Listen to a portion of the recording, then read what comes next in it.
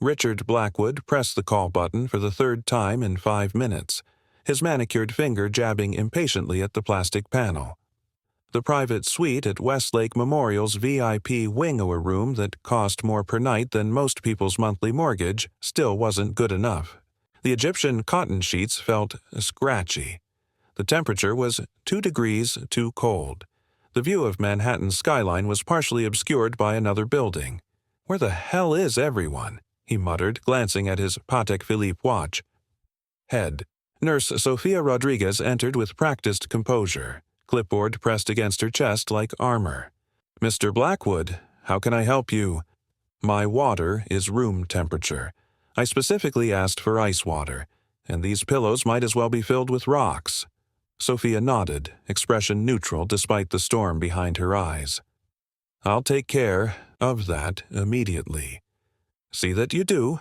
$13,000 a night and I can't even get decent service." The door opened again. A man in his mid-40s entered, his navy blue dress shirt visible beneath an immaculate white coat. His movements were deliberate, confident, but unassuming. He carried a tablet and wore a simple silver watch. Nothing flashy. His ID badge read Dr. James Wilson. "Good morning, Mr. Blackwood. I'm Dr. Wilson. I'll be performing your cardiac bypass tomorrow." Richard narrowed his eyes, taking in the doctor's calm demeanor and soft-spoken voice. "You don't sound like you're from around here." "I completed my residency at Mass General, but I was born and raised in Toronto." Richard's lip curled. "A Canadian doctor? Great, just my luck. I'm paying premium prices for discount health care." "Doctor." Wilson's expression remained unchanged, but Sophia tensed beside him. "I can assure you, Mr. Blackwood, my credentials are... Yeah. Guess I'll have to double-check everything you do. Do they even have real medical schools up there in the frozen north?" Dr. Wilson maintained his professional composure as he reviewed Richard's chart. "I see your condition has deteriorated more rapidly than expected. The arterial blockage has increased to A. Where'd you get your medical degree? Some igloo college where they practice on polar bears?" Richard interrupted, chuckling at his own joke. A brief flash of something annoyance, perhaps, crossed Dr. Wilson's face before disappearing. "McGill University, actually, followed by fellowships at Johns Hopkins and the Cleveland Clinic." Richard waved dismissively.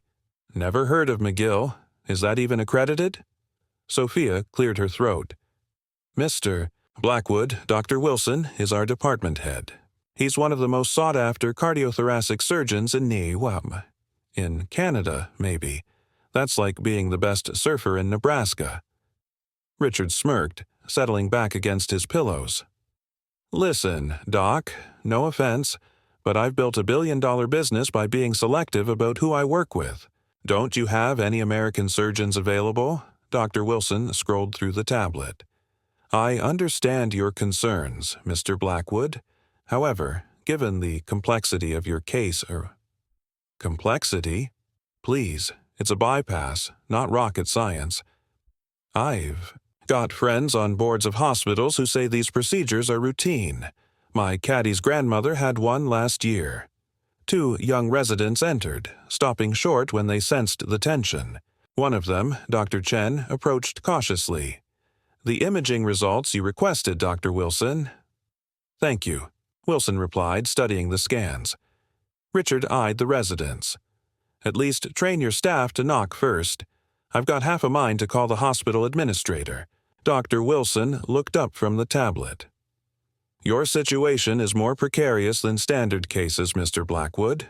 The location of the blockage requires particular expertise. "Let me guess," Richard interrupted again, his voice dripping with disdain. "Expertise that only you have? Bet you learned surgery on a moose or something." Richard's phone rang and he answered without excusing himself. "Blackwood, yes. No, tell them the deal closes on our terms or not at all." He barked orders into the phone for several minutes while Dr. Wilson and the staff waited patiently. When he finally ended the call, Richard gestured around the room. "This is exactly why I wanted treatment at home. In Canada, I'd probably still be on a waiting list while some government bureaucrat decided if I was worth saving." Dr. Wilson inhaled slowly. "Our healthcare systems are different, but different. Your system is a socialist disaster. My golf buddy from Vancouver flies to Seattle for anything serious. Says Canadian doctors are just failed American med school applicants." The two residents exchanged glances. One whispered something to the other, who widened her eyes in response. Dr. Wilson set down his tablet. For the first time, a hint of steel entered his voice. "Mr. Blackwood, I respect your right to opinions about healthcare systems, but I assure you, spare me the lecture, Doc. I've made my fortune by being direct." Richard's voice rose. "I'm stuck with you because my regular cardiologist is on vacation. Just do the bare minimum so I can get back to people who know what they're doing." Dr. Wilson's face remained impassive, but something shifted in his eyes. He nodded to Sophia, who stepped forward with pre-op paperwork. "Very well, Mr. Blackwood. I'll need you to sign these consent forms." Dr. Wilson's voice was still quiet, but carried new weight. "The procedure will take approximately 6 hours. There are significant risks, as with any open-heart surgery." "Just give me the papers," Richard snapped, scribbling his signature without reading. "I've got a company to run." Dr. Wilson collected the forms, studying Richard with clinical detachment. "We'll start early tomorrow. Get some rest tonight."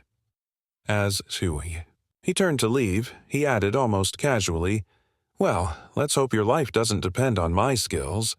The next morning arrived with clinical efficiency. Nurses prepped Richard's room while he fired off final emails to his executive team. Even facing major surgery, he refused to relinquish control of his company for a single day. "Time to get nigh." "You ready, Mr. Blackwood?" Sophia announced, wheeling in a gurney. Two orderlies helped transfer him while another nurse inserted an IV. "This will be over in no time," Richard declared, checking his watch one last time before a nurse placed it in a plastic bag. "I expect to be taking calls by dinner." Sophia's expression revealed nothing. "Dr. Wilson will explain the procedure again before anesthesia." They wheeled him through corridors with gleaming floors, past displays showcasing the hospital's achievements. Richard barely glanced at them until one photo caught his eye. Dr. Wilson, shaking hands with the Surgeon General, accepting some kind of award. "What's that?" he asked, suddenly uncertain. "Oh, that's Dr. Wilson receiving the Lasker Award. Last year," Sophia replied casually, "for his groundbreaking techniques in minimally invasive cardiac surgery." Richard's brow furrowed. "The what award?" "Lasker. It's often called the American Nobel Prize in Medicine." The gurney continued moving before Richard could formulate a response. They passed another display showing a medical journal cover featuring Dr. Wilson's face alongside the headline, "Revolutionary Approach Saves Untreatable Cardiac Patients." A cold feeling spread through Richard's chest that had nothing to do with his heart condition. The operating room doors parted. Dr. Wilson stood scrubbed and masked, surrounded by a team hanging on his every instruction. His eyes. The only part of his face visible showed recognition when Richard entered. "Mr. Blackwood," he said calmly as the anesthesiologist prepared medications. "Ekum. Any final questions before we begin?" Richard's mouth went dry. "You're actually good at this." Dr. Wilson leaned closer. "I'm the best. I hope you trust me now," he said quietly. "Because you don't have a choice." Panic surged through Richard's body. The anesthesia was already taking effect, creeping through his veins like slow poison. He tried to speak, to object, to demand someone else, anyone else, but his tongue felt impossibly heavy. "Blood pressure's rising," a voice noted somewhere above him. "He's anxious," came the anesthesiologist's response. "Increasing." Sedative. Richard's vision blurred. Dr. Wilson's face hovered over him, those steady eyes still visible above the surgical mask. Time seemed to stretch and contract. Richard fought against the drugs, desperate to maintain consciousness, to keep some control. "Mr. Blackwood," Dr. Wilson's voice penetrated the fog, "I want you to know something before you go under." Richard strained to hear, to understand. "I was offered the chief of surgery position at Massachusetts General, Cleveland Clinic, and Johns Hopkins. I chose this hospital because they gave me complete autonomy to build the most innovative cardiac program in the country." The information penetrated Richard's clouding mind like distant thunder. The room began to spin. "Count backward from 10, the anesthesiologist instructed. 10. 9. Richard's voice emerged as barely a whisper. 8. Around him, the surgical team exchanged knowing glances. They'd witnessed this dance before, hawkish arrogant patients discovering too late exactly who would be saving their lives. 7. Richard slurred, fighting the inevitable darkness. Dr. Wilson adjusted his surgical lights, calibrating them to his exact preferences. The scrub nurse handed him instruments before he even asked, anticipating his needs with the synchronicity that only comes from working with a master. "He's under," the anesthesiologist confirmed. "BP stable, heart rate normalizing." Dr. Wilson surveyed his team, each member standing ready. He'd personally selected and trained every person in this room. They were the elite of the elite.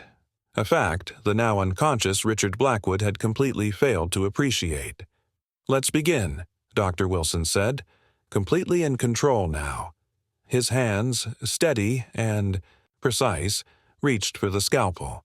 Consciousness returned to Richard in stuttering fragments. First came sound. The steady beep of monitors, hushed voices, the soft squeak of rubber-soled shoes on linoleum. Then, sensation. The dull ache in his chest, the dryness of his mouth, the slight pressure of bandages. Finally, sight out, the ceiling coming into focus, then walls, equipment, and faces. "He's waking up," someone said. Richard blinked slowly, his thoughts thick and uncooperative. He tried to speak but managed only a rasp. "Water," Sophia said, holding a straw to his lips. "Small sips." The cool liquid revived him somewhat. Richard's eyes darted around the recovery room, taking inventory of his situation. His chest hurt, but the pain was oddly distant, cushioned by medication. Various tubes and wires connected him to machines that tracked his vital signs. He felt vulnerable, diminished. "How did it go?" he finally managed. "Exceptionally well," came a familiar voice. Dr. Wilson stepped into view, now dressed in his shirt and white coat again, looking remarkably fresh for someone who had just performed 6 hours of complex surgery. He picked up Richard's chart, reviewing the latest readings. "Your bypass was successful, but we encountered a complication. An aortic aneurysm that wasn't visible on your initial scans. It could have ruptured at any moment." Richard's mouth went dry again. "What does that mean?" "It means if you'd delayed surgery even by a day, or if your surgeon had been less experienced with this particular complication, you likely wouldn't have survived." The statement landed like a physical blow. The nurses exchanged subtle glances, their expressions carefully neutral, but eyes betraying satisfaction at seeing the arrogant patient humbled. I don't know what to say," Richard stammered.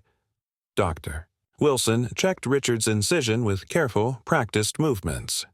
"The aneurysm required an innovative approach. Fortunately, it's a procedure I pioneered 3 years ago." He stepped back, arms crossing over his chest as he regarded his patient. A faint smile played at the corners of his mouth. "Still think Canadians aren't good enough?"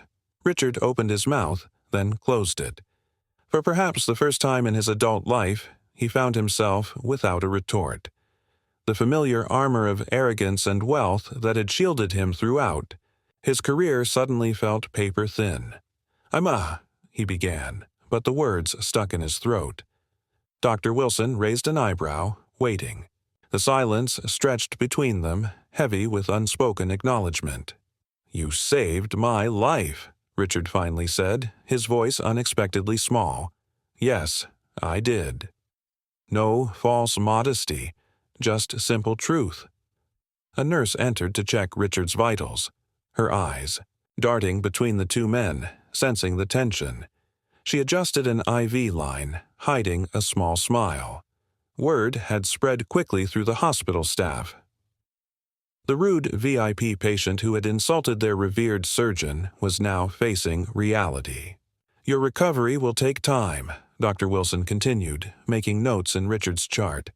6 to 8 weeks before you can return to full work schedule. You'll need cardiac rehabilitation 3 times weekly. Richard nodded meekly. The businessman, who once commanded boardrooms with his mere presence, now lay dependent on others for his most basic needs. "Will you continue to be my doctor?" The question was tentative, almost pleading. Dr. Wilson looked up from the chart. "Of course, that's my job." There was no gloating in his voice, no vindictiveness, just professional commitment. Somehow, that made Richard feel even smaller. As Dr. Wilson prepared to leave, Richard caught sight of the perfect, precise stitches running down his chest. Tiny, even, almost artistic in their symmetry. The work of a master. "Wait," Richard called. "I should thank you properly." Dr. Wilson paused at the door. "That's not necessary." "It is. I was wrong. About everything." The staff members exchanged glances, witnessing something they'd rarely seen in these halls. A powerful man completely humbled.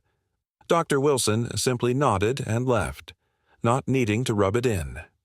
Richard stared at the expertly stitched incision across his chest.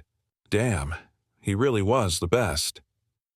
3 weeks later, Richard sat in Dr. Wilson's office for a follow-up appointment. The recovery had been arduous, humbling in ways Richard had never experienced. Simple tasks like showering or dressing himself had become monumental challenges. He, who had once closed million-dollar deals over breakfast, now considered it an achievement to walk the hospital corridor without assistance. "Your recovery is progressing well," Dr. Wilson said, studying Richard's latest test results. "Better than average, actually." "Thanks to you," Richard replied, the words coming easier now than they had after surgery. Dr. Wilson made a non-committal sound. "Your body's doing the work. I just provided the opportunity." Richard studied the surgeon, the man he'd dismissed so readily, whose skill had quite literally mended his broken heart. In the 3 weeks since the operation, he'd learned more about Dr. Wilson. The nurses spoke of him with reverence. Other doctors consulted him on their most difficult cases. Apparently, patients flew in from around the world to be treated by him. "I've been thinking a lot," Richard said, fingers unconsciously tracing the healing scar beneath his shirt. "About how I treated you. About how I treat people in general." Dr. Wilson looked up, his expression neutral. "My company is donating $5 million to the cardiac wing," Richard continued. "Anonymous donation. No names on buildings or anything." For the first time, genuine surprise registered on Dr. Wilson's face. "That's generous." "It's necessary," Richard corrected, "and long overdue." As a nurse entered to escort him out, Richard caught the amused glances exchanged between staff members. His reputation as the hospital's most difficult patient had clearly become something of a legend. Richard stood carefully, still getting used to his new physical limitations and his new perspective. "Turns out," he said quietly as they walked toward the door, "the only thing bigger than my ego was my mistake.